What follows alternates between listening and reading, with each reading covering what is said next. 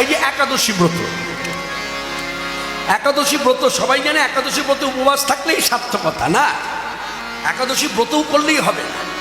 একাদশী ব্রতের সফলতাই হচ্ছে পারণ, পরদিন সময় মতো পারণটা করলে তবে একাদশী ব্রতের সার্থকতা।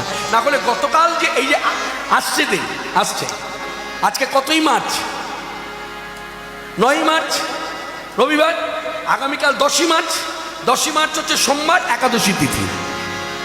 আগামীকালের একাদশীতে সার্থকতা কিন্তু 11ই মার্চ, 10ই মার্চ কিন্তু সার্থকতা নয়। 10ই মার্চ হচ্ছে ব্রত পালন করছেন। এবার এই ব্রতের সিদ্ধি লাভটা হবে 11 তারিখে পালনটা যদি ঠিক মতো হয়।